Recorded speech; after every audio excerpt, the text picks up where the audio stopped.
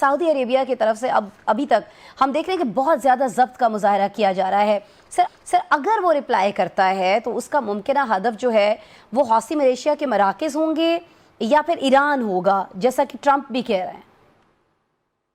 मेरे ख्याल दोनों होंगे। अच्छा।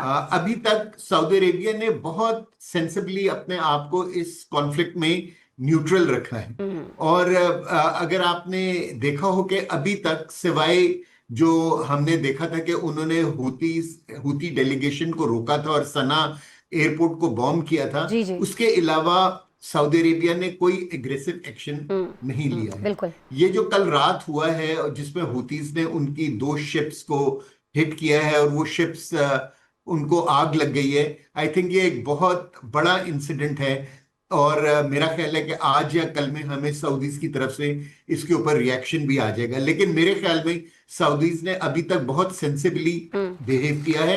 और इसी वजह से मेरा ख्याल है कि जो मॉडरेटर्स हैं बीच में, खासतौर पे पाकिस्तान, कतर या तुर्की, इनको चाहिए कि अब जो भी एफर्ट करनी है, अब वो टाइम है कि वो एफर्ट की जाए, ताकि कहीं ये ना हो कि जो आपने बात की है कि सऊदी अरेबिया जो है वो अमेरिका की तरफ से ईरान के खिलाफ जंग में शामिल हो जाए। क्योंकि अगर सऊदी अरेबिया शामिल हुआ तो पाकिस्तान के लिए भी मुश्किलात पैदा हो जाएंगी और दूसरी गल्फ कंट्रीज भी जो है वो अमेरिकन कैंप में चली जाएंगी। सो मेरे ख्याल ईरान को भी अब एक कदम पीछे लेना चाहिए और ये देखना चाहिए कि ये जो एस्केलेशन अमेरिका कर रहा है, जी जी। क्या ये एक एस्केलेशन इसलिए तो नहीं कर रहा कि वो ईरान से गलती पे गलती कराता रहे और वो जो कोलिशन पहले फेज में चाहता था जो उसको नहीं मिली इजराइल की प्रेजेंस की वजह जी से, जी जी। तो कहीं अब तो ये ना हो कि सारी गल्फ कंट्रीज जो हैं वो अमेरिका के साथ मिलकर ईरान के खिलाफ लड़ना शुरू कर दें,